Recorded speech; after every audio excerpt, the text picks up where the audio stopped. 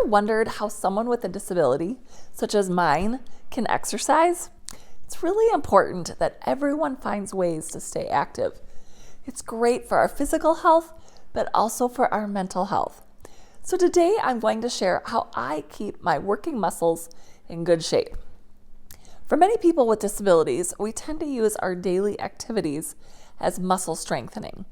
Because we only have a limited number of muscles that work, those muscles get quite the workout just through everyday activities. But I have a good friend who works with people who have spinal cord injuries, and he shared that just like able-bodied individuals, we should be doing intentional exercise that goes beyond our daily activities. My exercise for many years was driving, typing on my keyboard, speaking because I use my arms a lot when I speak, and just all of my everyday activities. I was very busy and drove everywhere I went, including to all my speaking engagements, so my arms stayed pretty strong.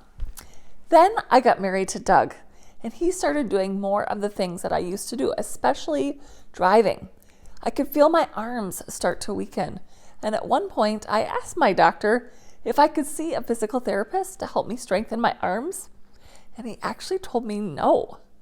Then, as I talked about in a recent video, I had a 5-month stretch where I didn't do any driving, and when I did drive, I was in a minor car accident. It was the first car accident I've ever been in, and I had decided to go to an appointment by myself and ran my van into a guardrail on I-94 because my right arm just gave out on me. I had no idea that I had lost that strength. The van was hurt, but no people were in the accident, and no people were hurt, including myself. So that was kind of a wake-up call. My arms just weren't as strong as they used to be. I had a new doctor by this point, and she set me up with an occupational therapist. And the OT gave me some arm exercises to do to help rebuild my strength. So I'm going to show you what I do in my exercise routine. In the weeks that I'm not speaking, I try to do these exercises about 4 days a week, and it takes me about 15 minutes each time. You'll see that I use ankle weights that are Velcroed around my wrists. I started with 1-pound weights and worked my way up to 3-pound weights.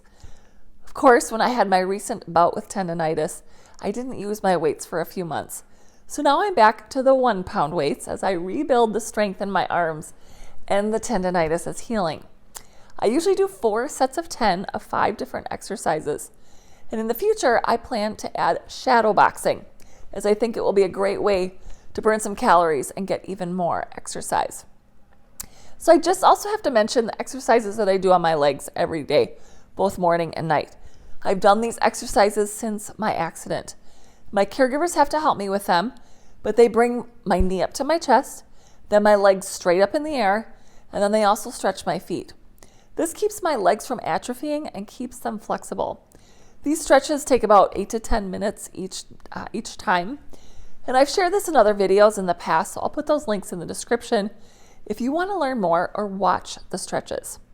So before I show you my arm exercises, I just want to share a resource from the Paralyzed Veterans of America and the Consortium for Spinal Cord Medicine titled Clinical Practice Guidelines, Identification and Management of Cardiometabolic Risk After Spinal Cord Injury, regarding the importance of exercise for individuals with spinal cord injuries.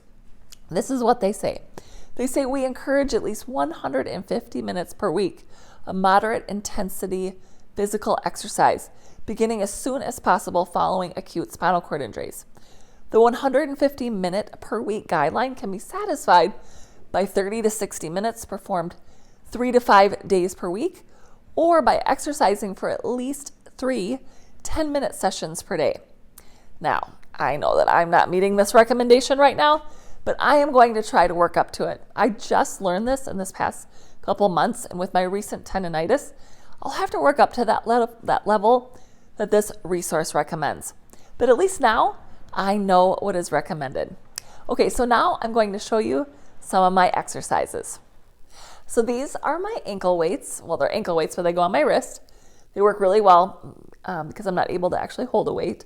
And so these are the exercises that I do. So I do 10 reps of my biceps on each side. And I do 4 times. And then I do this exercise, again, 10 times, and over here.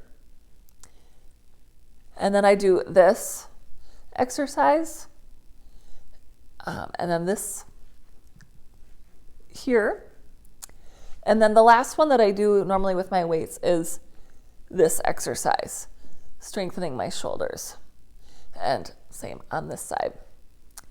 And by the time I'm done with these, I'm usually pretty winded. So it is a good workout.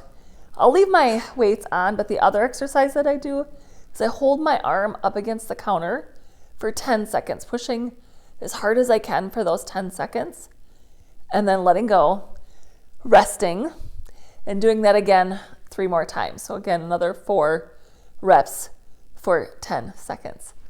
That's my exercises. Now, it doesn't sound like much, but this intentional exercise that I just showed you really makes me feel good. It gets my heart rate up, which is important. Since I've been doing this routine, I have more energy and don't get worn out as quickly. It's important not only for my physical health, but also for my mental and emotional health. If you're struggling with your mental health, I really recommend you not only talk to a professional counselor or therapist, but also start getting intentional physical activity into your routine. And if you have a spinal cord injury, I really recommend that you have an exercise routine outside of your regular routine. And if you don't have one, please schedule an appointment with an occupational therapist just to make sure you're maintaining your strength and getting enough exercise to stay healthy. I am not a doctor. I am not an OT. So that's why I recommend that you see a healthcare provider before starting any exercises. I didn't do any of these for years, any of these exercises, but now I really see the importance of doing them. Of course, also make sure you have regular follow-up appointments to make sure you don't do things correct, or you're doing things correctly and don't get injured. So I hope you enjoyed this look into my life. What do you do for exercise? Share in the comments below.